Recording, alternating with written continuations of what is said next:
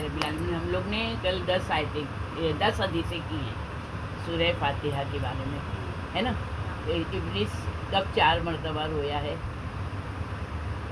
کل ہم لوگ نے تفسیر میں کیا ہے. ارے دیکھا لکھنے میں نہیں چلتا ہے. جب اس پہ لعنت ہوئی تھی اور جب وہ زمین پہ اتارا گیا ہے، جب رسالت مطلب رسول خدا کو رسالت ملی اور ام الکتاب نازل ہوئی. ام الکتاب کس کو بولتے ہیں؟ سورہ فاتحہ کو. اس کو ہی ام الکتاب کہتے ہیں.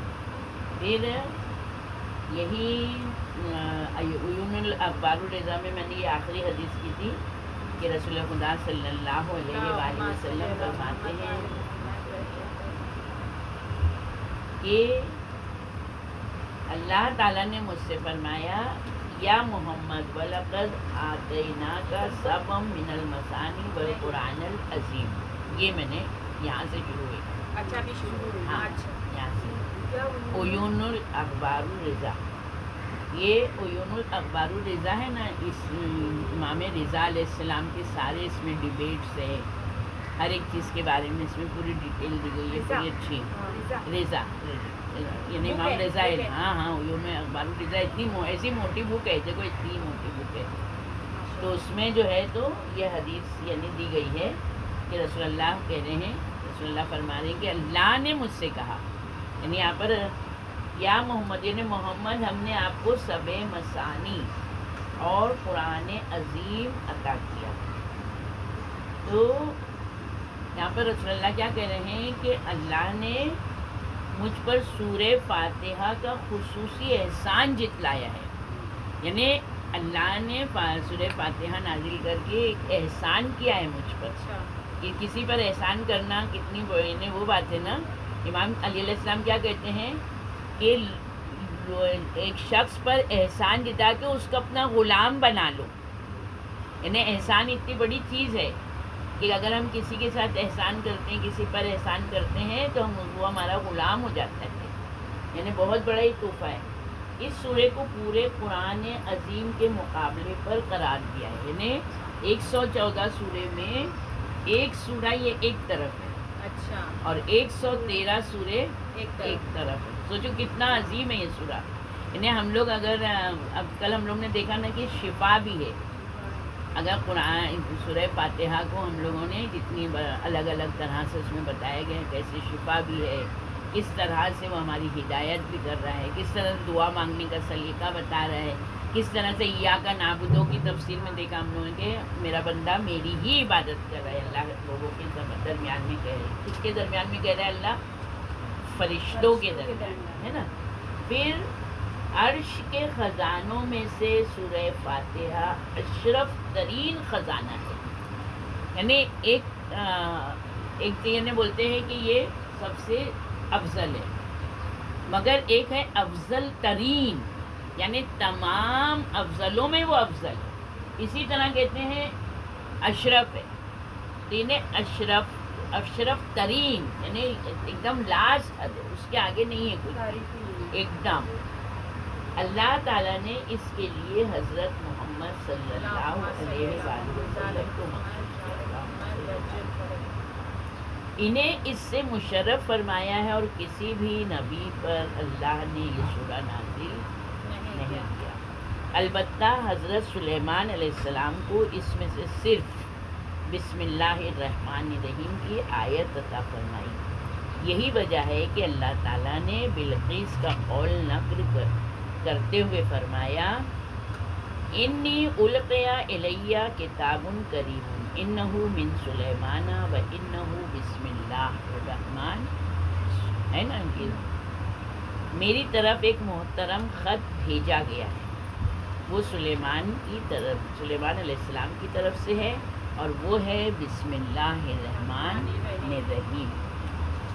آگاہ رہو، جو بھی شخص اس سورے کو محمد و آل محمد کی مودت رکھ کر، دیکھو پڑھیں گے سب، مگر یہاں پر کیا ہے، خبردار آگاہ ہو جاؤ، جو محمد آل محمد کی مودت رکھ کر ان کے فرمان کا فرما بردار ہو، یعنی جو انہوں نے کہہ دیا ہے اس کو ہم کو ماننا ہے، ان کا فرمان. ہاں مودت بولا ہے.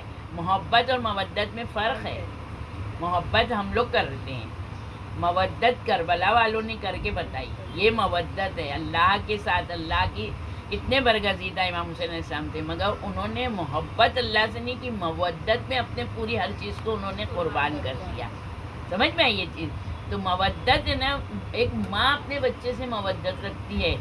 اگر بچہ جیسے گاڑی جا رہی ہے اور بچہ اس کا گاڑی میں سے اچھل کے نیچے دریائے بہہ رہا ہے، اس میں گر گیا، تو ماں کو تیرنا نہیں آتا ہے، مگر ماں کو یہ اب بیٹے کی بچے کی محبت میں ماں کیا کرتی ہے، خود بھی چھلانگ لگا دیتی ہے. تو یہ مودت ہوتی ہے، یعنی اپنے آپ کو قربان کر دینا، اپنی چیزوں کو قربان کر دینا. تو محمد آل محمد سے مودت رکھنا، انہیں جیسے ہی امام زمانہ آواز دیں گے تو ہم ان کی آواز پر لبیک کہیں. تو اس کے لیے آمادگی چاہیے نا. جب ہم پہلے سے تیار نہیں ہوں گے تو ہم کیا کر سکتے ہیں؟ اور ان کے فرمان کا فرما بردار بن کر یعنی ان کے جو قول ہیں اس میں ہم کو جتنی بھی تکلیفیں آئیں، یہ ہمیشہ یاد رکھیں، جتنی بھی تکلیف ہم کو آئے مگر انہوں نے کہہ دیا ہے نا تو ہم کو وہ کرنا ہے. امام نے کہہ دیا. ابھی دیکھو کبھی کبھی کیا ہوتا ہے، دو کام ہم کو دونوں نیک ہیں اور دونوں اچھے ہیں، مگر اس میں سے جو اس وقت سب سے زیادہ بہتر ہے وہ کرنا ہے ہم کو. دونوں اچھے ہیں. جیسے مثلاً ہم قرآن کی تلاوت کر رہے ہیں، ماہ رمضان چل رہا ہے، اذان کی آواز ہوئی ہے، تو ہم کو کیا کرنا چاہیے؟ تو قرآن کی تلاوت وہیں پہ ہم نے روک دی. وہ بھی بہت کتنا انہیں بہترین عبادت ہے نا، مگر دونوں عبادتوں میں ہم کو یہاں یہ اتنی عقل ہم کو رکھنا ہے، اور یہ چیز ہم کو حدیثوں سے ہی معلوم پڑے گی. سمجھ میں آئی یہ چیز نا؟ تو یہ ہم کو دھیان رکھنا ہے کہ ان کا فرمان کیا ہے، نماز اولاً وقت پڑھنا ہے. اولاً وقت نماز پڑھنا، مطلب ہم کو کچھ نہیں کرنا ہے، ہم کو نماز پڑھنا ہے. سمجھ میں آئی یہ چیز؟ ان کے ظاہر و باطن پر ایمان رکھ کر پڑھے گا، یعنی جو ظاہری ہے ان کا یہ خلافت، 12 امام کی خلافت یہ ظاہری ہے. باطنی ان کا کیا ہے؟ وہ تو ہے. ہاں کوئی بولے گا باطنی کیا ہے؟ سب باطن یعنی اللہ نے جو ان کو اقتدار اور پاور دیا ہے ولایت تکوینی کا. ولایت تکوینی وہ ہوتی ہے جس پر کسی انسان کو اختیار نہیں. جیسے ولایت تکوینی کیا ہے؟ سورج سے بات کرنا. کتنا بھی بڑا عالم ہو، صوفی ہو، کیا وہ سورج سے بات کر سکتا ہے؟ یہ کام صرف کون کر سکتا ہے؟ محمد عالم اللہم صلی اللہ محمد. تو اس کو ولایت تکوینی کہتے ہیں. جیسے سورج کو پلٹایا نماز کے لیے، اول وقت نماز پڑھنے، جب مولا علی اس سر پہ زانو پہ سر رکھ کے رسول اللہ وہی نازل ہوئی. تو یعنی ان کے ظاہر اور باطن یعنی اللہ کے وہ اتنے برگزیدہ ہیں کہ ان سے اعلیٰ، ان سے افضل، ان سے کامل کوئی بھی نہیں ہے. تکوینی ہے. ہاں تو دیکھو یہاں پر اس کا کیا ثواب کیا دیا ہے سورہ فاتحہ پڑھنے کا؟ اللہ تعالیٰ اس سے ہر حرف کے بدلے میں، ہر حرف یعنی کیسے الحمدو ہے نا، تو الحمدو کا نہیں، الف کا الگ، لام کا الگ، اے کا الگ، میم کا، ہر حرف کا، یعنی پورا ورڈ بنا ہوا نہیں بلکہ ہر حرف کے عوض میں نیکی عطا کرے گا، جو کہ دنیا و مافیہ اور دنیا کی تمام دولت اور اچھائی سے بہتر ہوگی. اب سوچو دنیا میں کیا چیز نہیں ہے اور کتنی اچھائیاں نہیں ہیں. اب ایک ایک لفظ کیا، ایک ایک حرف کا اللہ کتنا زیادہ ہم کو اجر، یعنی ایسی نیکی وہ عطا کرے گا کہ جو دنیا میں ہم کو اگر ہم کو ایک دریا پہاڑ یہ مل جاوے سونا، ایک دریا چاندی مل جائے تو وہ اس سے بہتر وہ ہے جو ہم نے ان کی معرفت کے ساتھ سورہ فاتحہ پڑھا. اب ہم لوگ کرتے ہیں سر، ہم لوگ تو کتنا یعنی ایک ہلکا لیتے ہیں نا یہ چیز کو. آ جاؤ. وعلیکم السلام.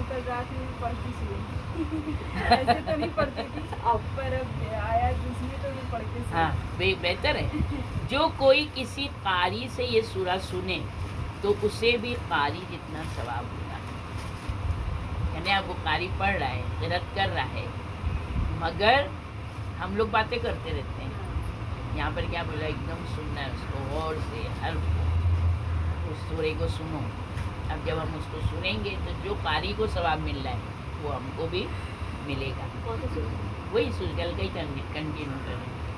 لہٰذا تم میں سے ہر شخص کو چاہیے کہ اس پیش کی گئی بھلائی کو زیادہ سے زیادہ پڑھیں.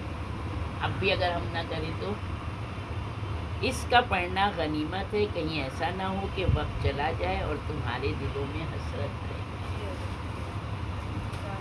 اب اتنا جب کھل کے بتا دیا امام نے تو اب اس کے بعد بھی اگر ہم نہ پڑھیں. اب دیکھو یہ ماہ رمضان میں تم لوگ الحم تو پڑھنا ہی پڑھنا ہے، وہ پورے 10 مہینے پڑھو. یہ مہینے میں زیادہ تر سورہ انا انزلنا یہ بولا گیا ہے روزانہ رات میں 100 مرتبہ پڑھنا ہے.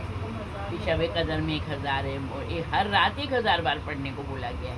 بہرحال مگر بولا گیا ہے پورا مہینے میں اگر 10,000 بار بھی پڑھو گے نا تو اس کا بہت زیادہ ثواب، حد سے زیادہ ثواب. تو جب ہمارا یہ ماہ رمضان ہو جائے گا تو پھر انشاءاللہ الحمدو کا ورد رکھنا کہ ہم روزانہ ایک تسبیح الحمدو کی پڑھ سکتے ہیں. ایک تسبیح تو ایسے پڑھتے ہیں الحمدللہ رب العالمین. نہیں سورہ پورا سورہ نا، ہم لوگ نے کل سورہ کی تفسیر میں ایک ایک چیز میں کیسا بتایا امام نے. سورہ شفا ہی ہے. ہاں اس کے لیے پھر تفسیر عیاشی میں یہ ہم لوگ کی 11ویں حدیث ہے. یہ تفسیر عیاشی یہ کتاب ہے. ہاں تفسیر عیاشی اس میں چھٹے امام سے نا پوچھا گیا، سوال کیا کسی نے، وَلَقَدْ آتَيْنَاكَ سَبْعًا مِنَ الْمَثَانِي وَالْقُرْآنِ الْعَظِيمِ کے متعلق. تو امام نے کیا کہا؟ 7 مثانی سے مراد حمد مراد ہے. حمد یعنی یہ سورہ حمد ہے. روزہ ہے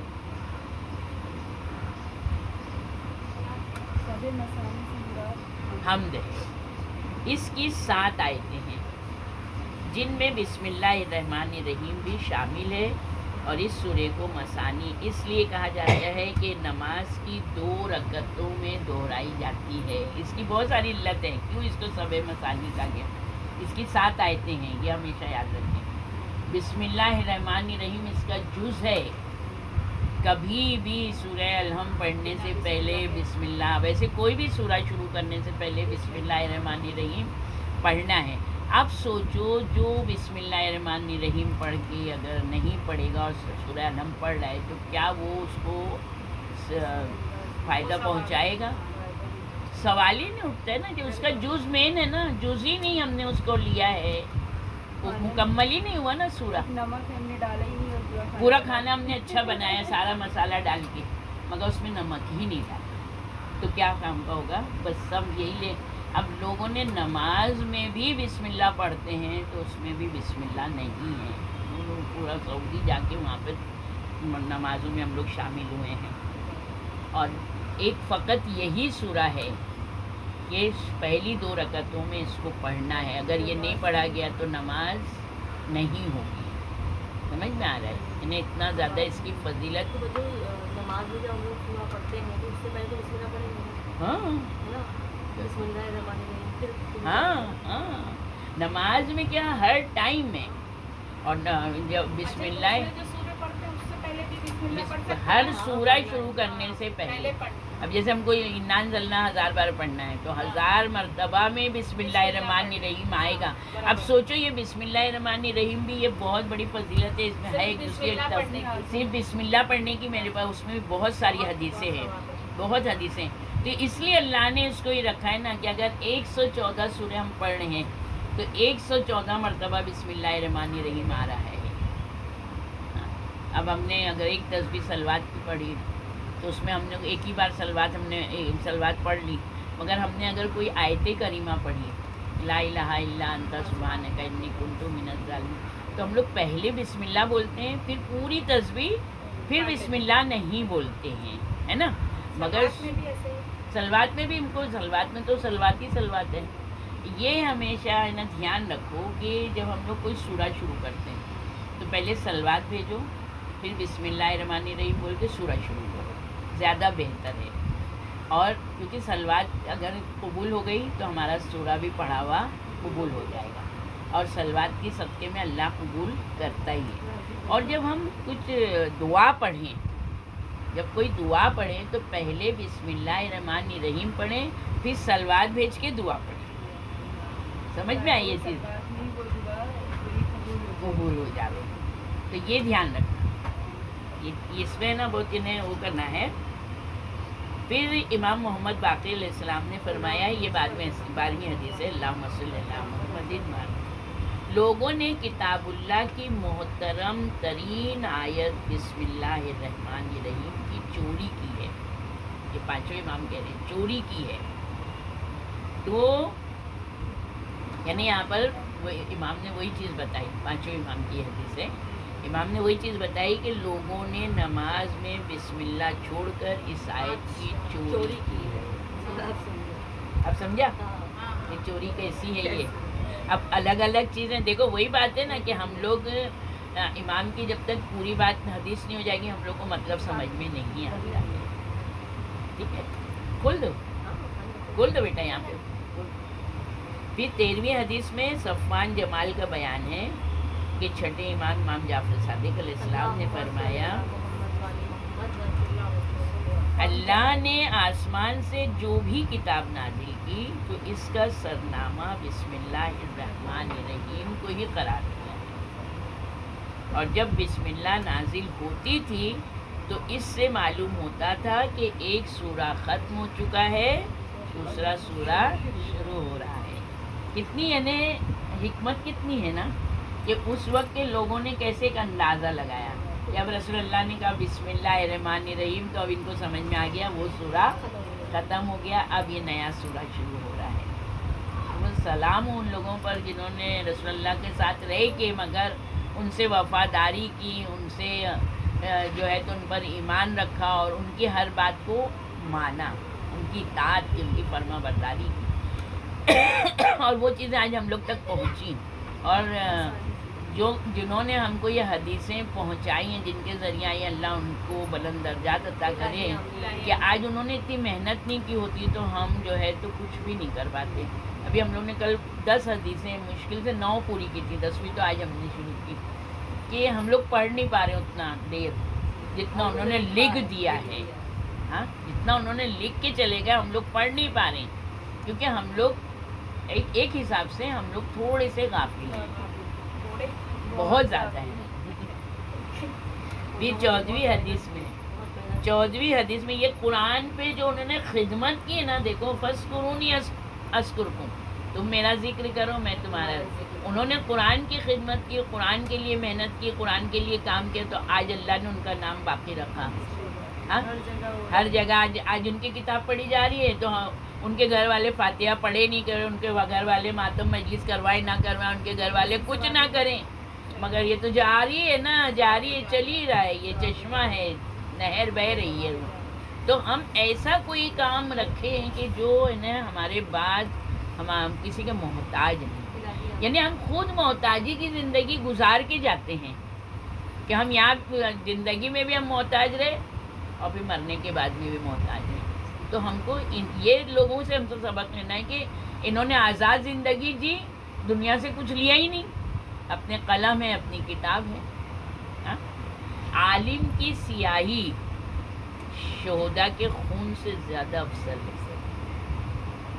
شہید کا کتنا مرتبہ ہے کہ ادھر اس کی گھوڑے سے گرا، اس کا خون روح نکلی اور جنت سیدھا پہنچ جاتا ہے، مگر اس کے خون سے زیادہ افضل عالم کی سیاہی ہے. یعنی کتنا بڑا درس ہے یہ، اور ہم لوگ قلم چھوتے ہی نہیں ہیں. تو جب تم بسم اللہ الرحمن الرحیم پڑھ لو تو پھر استعاذہ نہ کرنے کا فکر نہ کرو. جب تم بسم اللہ الرحمن الرحیم پڑھ لو گے تو وہ آسمان اور زمین کے درمیان کی تمام چیزوں سے تمہیں چھپا لے گی. یعنی بسم اللہ ہم کو ہر ایک چیز سے چھپا لے گی، ہر شر سے ہم کو محفوظ کر لے گی. یعنی بسم اللہ الرحمن الرحیم ایک قلعہ ہے، اس قلعے میں ہم محفوظ ہو جائیں گے. 15ویں حدیث اصول کافی کی ہے. ہمارے چھٹے امام جعفر صادق علیہ السلام فرماتے ہیں بسم اللہ الرحمن الرحیم پڑھنے کو مت چھوڑو، اگرچہ اس کے بعد ایک شعر ہی کیوں نہ کہنا ہو. یعنی اگر تم وہاں پر بہت زیادہ یعنی تمہارا ٹائم ختم ہو گیا ہے، اب تم کو یعنی انہوں نے کہہ دیا بس ختم ختم ختم، تو ابھی تم کو ایک شعر بولنا تھا، تو تم اس کی جگہ کیا کرو، بسم اللہ الرحمن الرحیم پڑھ لو. وہ زیادہ بہتر ہے ایک شعر پڑھنے سے، یعنی اتنی زیادہ اس کی فضیلت ہے. پھر 16ویں حدیث میں بھی ہمارے چھٹے امام ہی فرما رہے ہیں کہ دیکھو اس میں نا لکھنے کے بارے میں بتایا ہے. بسم اللہ الرحمن الرحیم اچھے انداز سے لکھو، اور سین کے دندانے بنانے سے پہلے با کو بلند نہیں کرو. یعنی جب ہم لوگ بسم اللہ سے سین کے یہ بنانا ضروری ہے، جیسے بناتے نا سین ایسے کر کے ہی لیتے نا سین، تو یہ جو دندانے ہیں نا، تو پہلے بے کا دندانہ بھی سین کی دندانے کی طرح لینے کا ہے. اس میں ہم لوگ یہ 3 رکھتے ہیں نا، تو ایک اور بڑھائیں گے تو یہ ایسا ہو جائے گا. تو ہم لوگ کو اس کو لمبا نہیں لینے کا. امام نے کہا کہ اس کو بڑھاؤ نہیں، سین کے دندانے کی طرح. بے کو سین سے ملاتے ہیں نا بسم اللہ میں. یہ بے مطلب پورا نہیں لکھنے کا، پہلے سین لکھ لینے کا. نہیں پہلے بے لکھنے، بے سے ہی شروع کرنے کا. ہاں دیکھو یہ ایسا اگر ہم کو یہ نہیں بڑھانا ہے جی، اس کو اونچا نہیں کرنا. یہاں پہ فیض کاشانی کا بریکٹ میں دیا ہوا ہے، لکھتے ہیں امیر المومنین علیہ السلام کی ایک حدیث میں یہ وضاحت کی گئی ہے، اللہم صلی اللہ علیہ وسلم، کہ با کو میم تک مت کھینچو. یعنی بہت سارے لوگ کیا کرتے ہیں کہ ایسے بسم اللہ کے لیے ایسے بے بناتے ہیں اور ایسے گھسیٹ کے اور پھر میم بنا دیتے ہیں.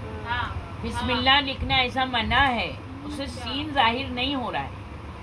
اور علی علیہ السلام کہہ رہے ہیں کہ با کو میم تک مت کھینچو، یعنی دندانے بناؤ. بہت ساری جگہ لکھا رہتا ہے ایسے یوں لے کے یوں پھر میم. ہاں ہم لوگ بھی لکھتے ہیں زیادہ تر. ہاں تو وہی غلط ہے نا. یعنی یہاں علی علیہ السلام کہہ رہے ہیں با کو میم تک مت کھینچو، درمیان میں سین کے دندانے بنا کر اس سے اچھی طرح سے واضح کرو. مطلب واضح کرو کہ بے ہے، بے ہے پھر سین ہے پھر میم ہے. بے کا وہ دکھنا ہی چاہیے، اور بے کا بھی دکھنا چاہیے، سین کا بھی دکھنا چاہیے. ہاں پھر ایک قول کے مطابق یہ حکم خط کوفی کے ساتھ مخصوص ہے. یعنی خط کوفی ہے نا، یہ جو لکھنے کا وہ ہے نا، تو خط کوفی یعنی وہ ہے جیسے یہ لکھا جاتا ہے نا عربک، الگ الگ اس کے طرح لکھی جاتی ہے. یعنی ایک ہاں جیسے طریقہ الگ الگ لکھنے کا. ابھی آج کل کمپیوٹر کا ہے تو دیکھو قرآن کیسے دکھ رہے ہیں، دوسرا گھسیٹ کے رائٹنگ لکھنے کی، تو الگ الگ طریقے سے. ایک خط کوفی بھی اسی میں ہے. پھر چھٹے امام کی یہ 17ویں حدیث بھی ہے، یہ مت لکھو بسم اللہ الرحمن الرحیم فلاں کے لیے، البتہ خط کی پشت پر لکھو کہ فلاں کے نام. جب ہم خط لکھتے ہیں تو سب سے پہلے جس کو ہم بھیج رہے ہیں پہلے پیج پہ ہی پیچھے لکھ دو اس کا نام. اب جب خط لکھنے بیٹھے ہیں تب بسم اللہ الرحمن الرحیم لکھ کے اپنا مدعا بتانے کا. یہ نہیں لکھنا بسم اللہ الرحمن الرحیم لکھ کے اور پھر ہم لکھ رہے ہیں فلاں کے نام یہ خط. کتنی وضاحت کی ہے. صحیح بات ہے. ہم لوگ تو لکھتے تھے. نارمل طریقے سے اگر آپ یوں بھی لینے جائیں، جیسے کوئی آپ لیٹر لکھ رہے ہیں تو اس میں ایسا ہی ہے. ہاں تو یہاں پہ امام کیا کہہ رہے ہیں، خط کی پشت پر لکھ دو فلاں کے نام. چھٹے امام کی حدیث ہے، مگر فلاں کے لیے یہ مت لکھو. ہاں بسم اللہ الرحمن الرحیم ہم کو لکھنے کے بعد اپنا مدعا لکھنا ہے ہم کو، یہ نہیں کہ فلاں کے نام. یعنی کتنی گہرائی ہے. یعنی ہم لوگ اگر یہ جانے ہیں کہ ہم لوگ یہ ماشاء اللہ کتابیں پڑھ رہے ہیں، ہم لوگ کو نہیں آ سکتا ہے، نہیں آ سکتا ہے. ہم نے لکھا ہے، بہت لکھا ہے گاؤں میں سب کے. پھر یہی چھٹے امام کی ایک اور حدیث ہے 18ویں نمبر کی، کہ بسم اللہ الرحمن الرحیم اور قل ہو واللہ احد کے ذریعے سے تمام لوگوں کے شر سے اپنے آپ کو محفوظ کرو. اس کلام پاک کو دائیں بائیں آگے پیچھے اوپر نیچے پڑھ کر اپنے اوپر دم کرو. جب کبھی کسی ظالم بادشاہ کے پاس تمہیں جانا پڑے تو جیسے ہی تمہاری نظر اس پر پڑے اس کلام پاک کو 3 مرتبہ پڑھ کر اپنے بائیں ہاتھ پر پھونک دو. اس پہ جیسے بسم اللہ الرحمن الرحیم کر کے پوری قل واللہ پڑھ کے پھونک کے اور مٹھی بند کر لینے کا، اور پھونک دو، پھر بائیں ہاتھ کی مٹھی کو وہاں سے نکلنے تک بند ہی رکھو، یعنی جو کسی ظالم جابر کے لیے، ہاں کسی عام انسانوں کے لیے نہیں، جادو ٹونا نہیں کرنا ہے، یہ خالی اس وقت کا دور بھی بہت ہارڈ تھا، آج کل پولیس والے ہاں ان کے لیے ہے، جیسے پولیس والے ہیں میونسپلٹی میں جاؤ ایک دم حقیر جانتے ہیں، ہاں تو پھر کیا ہوئے گا کہ وہاں پر ہم لوگ کو ان لوگ برا بھلا نہیں کریں گے، ہم لوگ کا کام ہو جائے گا، یعنی امام جب بتا رہے ہیں تو، مگر یہ ہے کہ دیکھو عام لوگوں کے لیے نہیں کرنا کہ یہ مٹھی اس کا منہ بند رہے میری طرف سے، یہ گناہ ہے، ہاں یہ سب، یعنی ہم لوگ کیا بول رہے ہیں، ہم لوگ کو یہ جو چیزیں امام نے ہم کو بتائی ہیں یہ صرف اچھائی کے لیے بتائی ہیں، یہی سب چیزیں تو کتنا پھیلا ہاں تو وہ نہیں، ابھی کیا ہے دیکھو، جب ہے نا یہ جو ہم لوگ عمل کرتے ہیں 40 دن کا، زیارت عاشورہ کا مان لیا کچھ بھی، تو اس میں باقاعدہ یہ بولا جاتا ہے کہ دیکھو کسی کی قطع رحمی کے لیے یہ عمل نہیں ہوگا، کسی کا حق غصب کرنے کے لیے یہ عمل نہیں ہوگا، کسی سے برائی کرنے کے لیے یہ عمل نہیں ہوگا، امام اس کو بالکل واضح کر کے بتاتے ہیں، تو امام نے یہاں پر جو ہم کو بتایا ہے تو یہ کس لیے بتایا ہے، اب ہم لوگ کافر حکومت میں رہ رہے ہیں تو ان کے کفر سے ہم اپنے آپ کو بچا کے رکھیں گے، ظالم حاکم ہیں، تو ہم لوگوں کو اس وقت میں یہ کام لینا ہے، عام تر اس میں نہیں لینا ہے، تو ٹھیک ہے، پھر کسی مومن کے لیے نہیں کرنا، نہیں بالکل نہیں کرنا ہے، جیسے ابھی مثلاً ہم ساس کے ساتھ رہ رہے ہیں تو ہم ساس کے لیے کر رہے ہیں، جٹھانی ہمارے ساتھ میں ہم ان کے لیے کر رہے ہیں، تو یہ گناہ نے کبیرہ میں آ جائے گا، کبیرہ آ جائے گا، تو ہے وہ کتابوں میں بھی لکھا ہے، حدیثیں لکھے ہوئے ہیں لیکن اس میں لکھا ہے کہ آپ کو کسی مومن کے لیے یہ نہیں کرنا، وہی نہیں، تو یہاں پر تو مومن تو دور ہو گئے، گھر والوں میں ہی ہو جاتا ہے نا، تو یہ غلط ہے یہ، اور یہ چیز ہمیشہ یاد رکھنا کہ ہم جتنی بھی اچھائی کریں گے وہ پلٹ کر کہاں آئے گی ہمارے، مگر جتنی بھی برائی کریں گے وہ بھی پلٹ کر ہمارے ہی پاس آئے گی، تو ہمیشہ ہے نا ہماری نیتوں میں خلوص ہونا چاہیے، اور جو امام کہہ رہے ہیں ہم کو اس پہ عمل کرنا ہے، جب ہم کو امام نے کہہ دیا بسم اللہ الرحمن الرحیم قل واللہ پڑھ کے اپنے آپ کو ہر چیز سے محفوظ کرنا، تو ختم ہو گئی بات، کہ ہم کو کسی بھی شر سے محفوظ رکھنا میرے مان۔ پھر 19ویں حدیث ہے یہ کتاب التوحید، کتاب التوحید 2-3 کتابیں، کتاب التوحید جو ہے نا تو ایک شیخ صدوق کی ہے، ایک توحید مفضل ہے اور ایک توحید ائمہ ہے، اس میں نا امام نے ہم کو توحید سکھائی ہے کہ ہم لوگ جیسے لا الہ الا اللہ تو خالی پڑھ لیتے ہیں، لا الہ الا اللہ ہے کیا، جیسے ہم لوگ ابھی علم پڑھ کا سورہ پڑھ رہے ہیں، بسم اللہ کے بارے میں جو پڑھنے، تو ایسے اس میں لا الہ الا اللہ کا یعنی توحید کے معنی اس میں بتائے گئے، اللہ کے نام، اللہ کی صفتیں، اللہ یعنی کس طرح اس کو کس نام سے پکارنا چاہیے، یہ ساری چیزیں توحید میں بتائی گئی، تو اس کتاب کے ہماری یعنی ایک حدیث ہے چھٹے امام سے ہی ہے یہ بھی حدیث، اس کا حصہ اس حدیث کا یہ ہے کہ امام ہمارے جو امام بیان کرتے تھے نا، تو مجھ سے میرے بابا نے، ان سے ان کے بابا نے، ان سے ان کے بابا نے، تو ایسے چھٹے امام کہتے ہیں کہ رسول اللہ صلی اللہ علیہ وآلہ وسلم نے فرمایا، ہاں کوئی تم لوگ کو سوال ہے کیا؟ جسے کسی کام کی وجہ سے مشکل درپیش ہو اور وہ مشکل کی وجہ سے غمگین ہو تو اخلاص قلب سے بسم اللہ الرحمن الرحیم پڑھے، اسے 2 میں سے ایک چیز ضرور ملے گی، یا تو دنیا میں اس کی حاجت پوری ہو جائے گی، یا پھر بسم اللہ کا ثواب پروردگار کے پاس ذخیرہ کر دیا جائے گا، اور جو کچھ مومنین کے لیے خدا کے پاس ہے وہ بہتر اور پائیدار ہے۔ اب سوچیں یہاں پر ہم لوگ کوئی گریہ نہیں، کوئی آہوزاری نہیں، کوئی شکوہ نہیں، کوئی شکایت نہیں، خالی امام نے کیا کہا ہے، کتنے بھی غمگین ہوں مگر دل سے خلوص سے بسم اللہ الرحمن، بسم اللہ الرحمن الرحیم میں کیا ہے، ایک اللہ کا نام ہے اسم اعظم، اور پھر اس کی صفت ہے الرحمن اور رحیم، اب اس کے آگے وہی سب آئے گا۔ مولانا نے بولے تھے کہ آسمان کے نیچے ہاتھ بلند کر کے کسی بھی حاجت کے لیے پڑھنا، تو بچوں اگر وہ پڑھو نا تو واقعی دل میں سکون اتر جاتا ہے، ہاں कि आसमान के नीचे हाथ बहुत मुश्किल हो तो आसमान के नीचे आसमान की तरफ देख के 3 मरतबा बिस्मिल्लाह। हम लोग के पास वो क्या चीज़ नहीं है, हमको इधर उधर कहीं जाने की जरूरत नहीं, कहीं जाने की मैं बोला जरूरत नहीं। आजमाया हुआ है जो बड़ी से बड़ी अरे भाई मुसीबत हो, इमाम का कॉल और ऐसे खाली नहीं हाथ होगा। करके पढ़ो, सुकून उतर जाता है। ऐसे ही 20वीं हदीस भी छठे इमाम की। अच्छा अब तुम लोग ये बोलोगे कि सब छठे इमाम की हदीसें ज़्यादा आ रही हैं, क्योंकि छठे इमाम ने ही दीन इतना स्प्रेड किया था। 5वें इमाम और छठे इमाम को दौर मिला दौर कि इल्म फैलाने का। चौथे इमाम तक तो बहुत ज़्यादा ही सख्तियाँ थी, इमाम खुल के हदीस नहीं बयान कर पाते थे, फिर भी चौथे इमाम की बहुत हदीसें हैं, मगर ज़्यादातर 5वें इमाम को मौका मिला। 5वें इमाम ने मदरसा शुरू किया, दर्स देना शुरू किया मस्जिद नबवी में बैठ के, फिर वो मकतब हुआ बना, फिर वो मकतब को हमारे छठे इमाम ने फैलाया।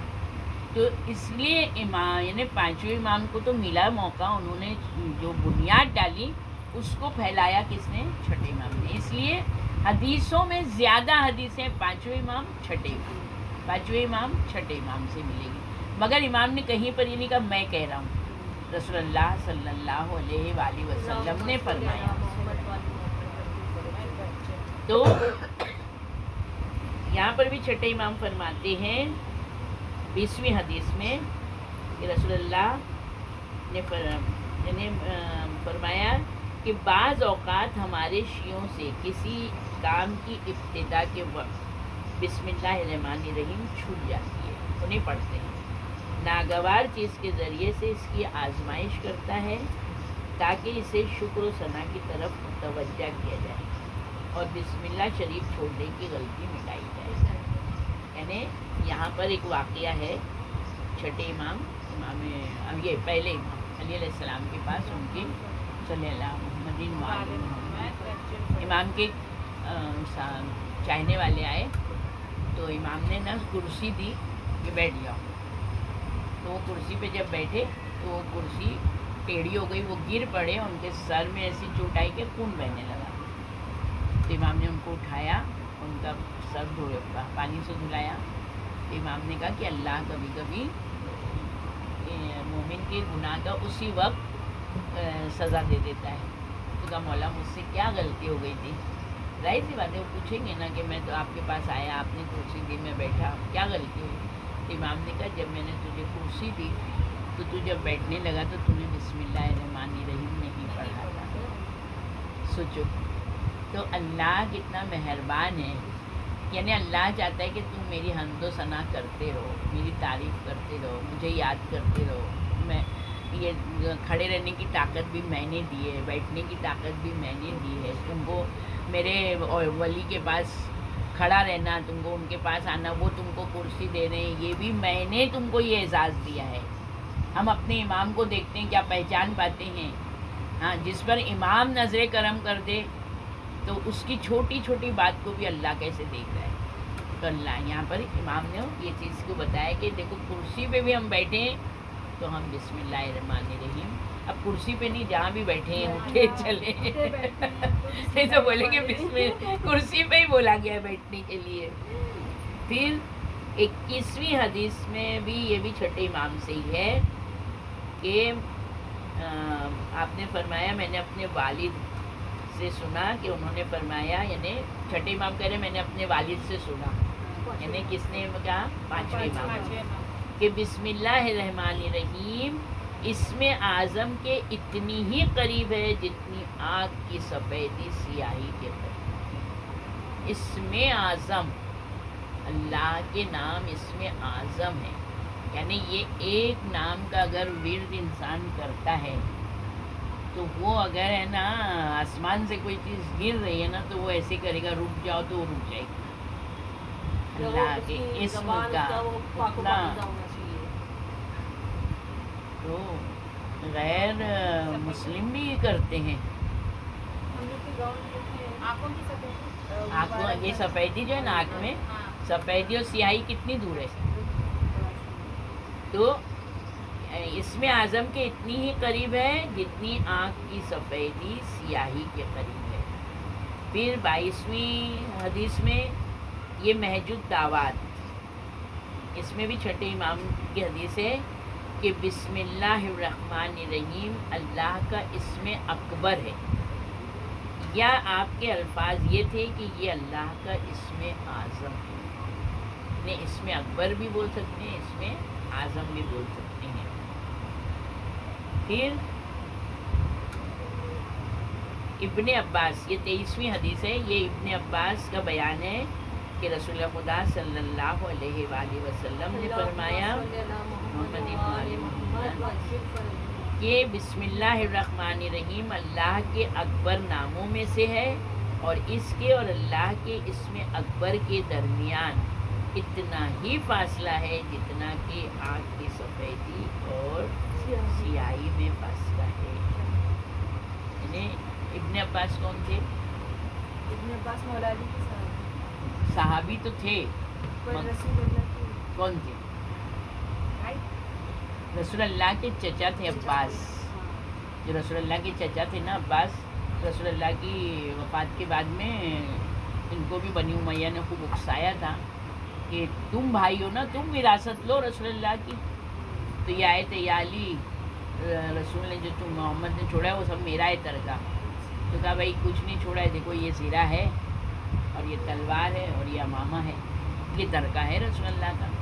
کہا زیرہ میں مجھے دے دو، کہا یہ لیا آپ پہنیے۔ زیرہ جو ہوتی ہے یہ رسول اللہ کی زیرہ، وہ صرف مولا کائنات کو ہی آئی، وہ زیرہ صرف امام حسن علیہ السلام کو ہی آئی تھی، وہ امام حسین علیہ السلام کو ہی آئی تھی۔ یعنی زیرہ یہ معجزہ والا لباس ہے، جناب یعقوب کا پیرہن۔ پیرہن، ہاں وہی، وہ تو ہر اپنے حساب میں ڈھل جاتی ہے۔ ہاں، یہ بھی زیرہ کا یہی ہے۔ رسول اللہ سے ایک مٹھی علی علیہ السلام شارٹ تھے، مگر جب ابن عباس سے کہا تم پہن لو، یہ رسول اللہ کی چچا سے کہا پہنو۔ اب جو انہوں نے زیرہ پہنی، بیٹھے بیٹھے پہنی، اب جو کھڑا ہونا چاہتے ہیں تو وہ اتنی وزنی کہ وہ کھڑے نہیں، علی علیہ السلام نے پکڑ کے اٹھایا مگر کھڑے نہیں ہو پائے، بہت دب سے گر گئے، اور کئی بار تو کہا نہیں یہ میں نہیں لے سکتا۔ پھر تلوار جب ہاتھ میں لی تو تلوار اتنی وزنی کہ وہ ہاتھ سے اٹھ نہیں پا رہا تھا۔ پھر امامہ باندھا تو وہ یعنی اتنا بھاری، تو پھر ہے نا علیہ السلام نے کہا چچا جس چیز کے آپ مستحق نہیں ہیں آپ اس کا مطالبہ نہیں کیتے، یہ انبیاء کی وراثت ہے جو ہمارے تک آئی۔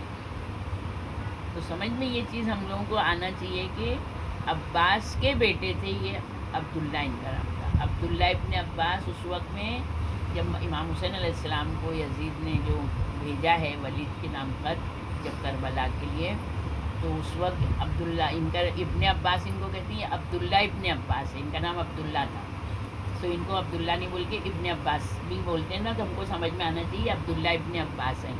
اس وقت ایک تھا عبداللہ ابن عمر، پھر اور ایک تھے عبداللہ ابن جعفر۔ کون تھے؟ زینب کے شوہر عبداللہ ابن جعفر۔ تو یہ یعنی عبداللہ ابن عمر اور عبداللہ ابن عباس امام حسین علیہ السلام، یعنی اس نے لکھے خط میں بھیجا تھا کہ معاویہ نے لکھا تھا کہ دیکھو عبداللہ ابن عمر سے کوئی گھبراہٹ نہیں ہے اور عبداللہ ابن عباس بھی کچھ نہیں کرے گا، مگر حسین کی سے بیعت نہیں مانگنا، حسین سے نہیں الجھنا، ورنہ تمہاری حکومت ہو جائے گی۔ یعنی جب وہاں سے ایلچی آیا تھا مدینے، تو اسی رات عبداللہ ابن عمر بھی غائب ہو گئے اور عبداللہ ابن عباس بھی اپنے آپ کو انہوں نے چھپا لیا تھا۔ خالی کون آیا سامنے؟ امام حسین، کیونکہ امام تو حجت خود آتے، امام کو چھپنے کی ضرورت نہیں تھی۔ بلکہ جب لوگوں نے کہا بھی نا کہ آپ نہیں جائیے مولا کربلا، آپ ہے نا ایسی جگہ کہیں چلے جائیے کہ جہاں کے اوپر مطلب گمنام جگہ ہو، تو امام نے کیا جملہ کہا تھا؟ امام نے کیا جملہ کہا تھا کہ اگر میں سانپ کی بل میں بھی چلا جاؤں گا تو یزید مجھے ڈھونڈے گا۔ اور پھر خالی وہ امام کے وہ نہیں تھی، جتنے امام کے چاہنے والے تھے نا وہ سب کو قتلیوں بھی کرواتا۔ تو اتنا یعنی عبداللہ ابن عباس یہ علی علیہ السلام کے ساتھ رات دن رہتے تھے، اور انہوں نے بہت زیادہ حدیثیں یاد کی، مطلب سنی، یاد کی۔ اب سوچو کہ یہاں پر یہی چیز ہم لوگ جو بولتے ہیں کہ علماؤں کا کہنا ہے کہ ہم شیعت میں پیدا ہو گئے، ہم بہت زیادہ سب کچھ کر رہے ہیں ان کے لیے، کچھ نہیں ہے کام آئے گا.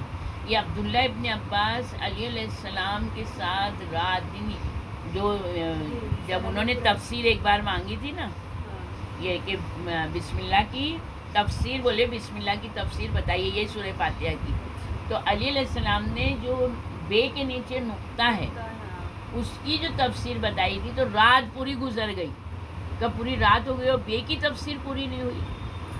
تو سوچو کہ یہ اتنے انہوں نے جید، یعنی یہ تھے کہ اتنا انہوں نے حاصل کیا تھا. تو اب جب ان سے گواہی مانگی گئی ہے کہ رسول اللہ نے علیہ السلام کو کب یعنی وہ کیا تھا، تو کیا حق تھا ان کا؟ نالج تھی، ان کو سب پتا تھا تو بولنا. اور ہر وقت کے ساتھ تھے نا. رسول اللہ نے کتنی حدیثیں ان کے ہی سامنے بیان کی تھی علیہ السلام کی فضائل کے لیے، مگر انہوں نے اپنی زبان سی بند کر دیا، انہوں نے گواہی نہیں دی. اس لیے ہم بولتے ہیں نا کہ جب ہم لوگ یہ پڑھائی کرتے ہیں تو ہم کو پتہ چلتا ہے کہ یہاں کے اوپر پڑھ لینا ان کے لیے ظاہری میں ہم کام کر لیں، مگر جب تک ہمارا باطن پاک نہیں ہوگا ہم کو یہ اثر نہیں ہوگی کوئی بھی چیز. ایمان کے حق کے لیے خاموش ہو جاتے ہیں، مطلب بولنا ہی نہیں چاہتے، مطلب تو غلط ہے نا. وہی بات بتا چاہے رہے کسی بھی، چاہے خوف میں ہو چاہے لالچ میں ہو. تو عبداللہ ابن عباس کا جب انتقال ہوا ہے، بہت لمبی عمر ملی تھی ان کو، یہاں تک کہ اندھے بھی ہو گئے تھے، اتنی مطلب لمبی عمر تھی. جب ان کا انتقال ہوا تو پوچھا گیا امام سے کہ ان کی موت کون سی موت ہے، جبکہ ان کی موت پہ یعنی علیہ السلام کو بھی انہیں بہت زیادہ ان کو بہت چاہتے تھے امام. ایک تو چچا زاد بھائی تھے اور دوسرے 24 گھنٹے جو ساتھ میں رہتا ہے تو اس کی ایک محبت الگ ہو جاتی نا. حالانکہ میرے مولا سب جانتے تھے. تو جس وقت پوچھا گیا ہے نا ان کی موت پہ کہ یہ کون سی موت مرے ہیں، تو امام نے کہا یہ جاہلیت کفر کی موت مرے ہیں. پوری زندگی ساتھ میں رہے، پورا علم حاصل کیا، ان کو کیا کام آیا، کیا کام آیا. تو ہم جو یہ پڑھتے ہیں مجلس میں نا کہ ہم کتنی بھی مجلسیں کر لیں، مگر ہم اگر ان کا حق نہیں ادا کریں گے تو کچھ بھی ہمارے لیے کام کا نہیں ہے، کچھ بھی کام کا نہیں ہے. ہمارے امام کو ہمارے کوئی دسترخوان نہیں چاہیے، ہمارے امام کو ہمارا کوئی تبرک نہیں چاہیے. ہم لوگ تبرک بھی ایک دوسرے کو دیتے ہیں، یہ امام کا ہی قول ہے، اس سے محبتیں بڑھتی ہیں، مگر کوئی کسی کا محتاج نہیں ہے کہ ہم یہ بولے ہم دیں گے تو ان کو وہ ملے گا، ہم ان کو عزت دیں گے تو ملے گی عزت. تو عزت منتشا ہے، جس کو اللہ عزت دے دے اس کو کوئی ذلیل نہیں کر سکتا، اور جس کو اللہ ذلیل کر دے اس کو کوئی عزت نہیں دے سکتا. تو یہاں کے اوپر جب ہم لوگ ان کی علی علیہ السلام بولتے ہیں نا کہ مولا کے دن کیسے گزرے ہوں گے، یہ تو ہم آپ کی کوئی ہوگا تو ہم لوگ بولیں گے بن بے تحاشا بول دیں گے یہ ابھی میری طرف سے ہی گواہی دے گی. علی علیہ السلام کو تو پتہ تھا، مگر ظاہر میں بتا رہے امام کہ خاموش رہے. سوچیں مسجد نبوی میں جناب سیدہ پہ اتنا بڑا ظلم ہو گیا، اگر عباس یعنی یہ آ کے اگر کھڑے ہو جاتے مجال نہیں. قریش میں ہے نا ابن عباس سے تو یہی تھے، ہے نا ابن عباس مولا علی نے پورے بیان کیے، بھی لعنت دی. اور جبت اور طاغوت یہ دو، جبت اور طاغوت یہ پہلے دوسرے. تو اسی لیے ہم لوگ ہے نا یہ نہیں سوچے ہم شیعت میں جی رہے ہیں. بہت جنتی ہے. جنتی کب ہوں گے؟ جب ہم کو مرنے کے وقت شیعت ملنا چاہیے نا. ہر آدمی سوچ رہا ہے ہم شیعہ ہیں، مگر جو مرنے والا ہے اس کو پتہ ہے کہ ہم کیا ہیں. مرنے والا جب اگر پوری طرح سے وہ نہیں اترے گا تو ملک الموت جب روح قبض کرتے ہیں اس وقت ایمان ٹٹولا جاتا ہے. اس لیے بولا گیا کہ دنیا میں اپنی زندگی اتنی پاک رکھو کہ مرنے کے وقت تمہارا ایمان سلامت رہے. بہت ضروری چیز ہے ایمان کی سلامتی. ہم دنیا میں تو جی لے رہے ہیں کیونکہ ہم کو پیدا ہی ہو گئے ہم اپنے ایسے گھر میں کہ ہم کو اللہ نے پیدا کر دیا، تو ہم اس کا شکر ادا کرتے ہیں، مگر ہم اس کے شکر کو یعنی بڑھاتے نہیں ہیں. جو چیز اللہ نے ہم کو دیا ہم اس کو چاہیں کہ ہم اس کو بڑھائیں، زیادہ سے زیادہ ہم اپنے امام کے لیے رہیں. امام نے جو کہا ہے بس وہی ہے. کوئی دنیا ہمارے کو بولے اچھا برا کچھ بھی نہیں، ٹینشن رکھنے کا نہیں. یہ تو دنیا ہے. دنیا کب کسی کی ہوئی ہے؟ کسی کی نہیں ہوئی. ہماری کیا ہوئی؟ جب مولا کی نہیں ہوئی تو ہم آپ کی کیا ہوگی؟ ہاں، جبکہ کہہ دیا کہ ابو تراب ہے، مٹی کے باپ ہے مولا. ہاں، اب مٹی کے باپ ہے تو کسی نے یہ بھی پوچھا تھا نا مولا سے کہ پھر مولا کو کیسے مٹی نے چھپایا کیا؟ کوئی جانتا ہے کہ مولا کی کیسی دفنائی ہوئی ہے؟ جبریل علیہ السلام، میکائیل علیہ السلام ان کے لاش لے کے گئے ہیں، اور خالی امام حسن امام حسین علیہ السلام کو یہ اجازت تھی جانے کی. مولا عباس کو بھی نہیں، کسی کو نہیں. تو پھر پتہ بھی نہیں چلا نا، پتہ نہیں چلا کہ تابوت امام علی علیہ السلام نے کہا تھا حسن جہاں وہ تابوت نیچے ورکایا گا بس رکھ کے اور تم لوگ آ جانا. تو کون جانتا ہے کیا ہوا کیسا ہوا؟ ہم کو یہ ڈیٹیل میں بھی نہیں جانا ہے، کیونکہ میرے مولا جب امام حسن علیہ السلام جنازہ لے کے جا رہے ہیں نا تو مولا علی بھی کندھا دے رہے. تو بولے بابا یہ آپ کی میت کے لیے ہم لوگ تو بولے کہ جب بیٹا میں سب کی میت میں آتا ہوں تو کیا اپنی میت میں نہیں آؤں؟ اچھا ہم لوگ زیارت پہ گئے تھے تو نجف میں ایک مولانا نے کہا تھا یہ نجف پہلے زمین میں بہت زلزلے آتے ہیں، بہت زلزلے. مولا علی کو جب یہاں دفنائے گئے اس وقت سے وہ ساکن ہو گئی. تب سے یہ زمین رہنے لائق تھی. اب جو یہ جو 6 امام واخر الدعوانا ان الحمدللہ رب العالمین برحمتک یا ارحم الراحمین. ایک سورہ فاتحہ کل مرحومین مومن مومنات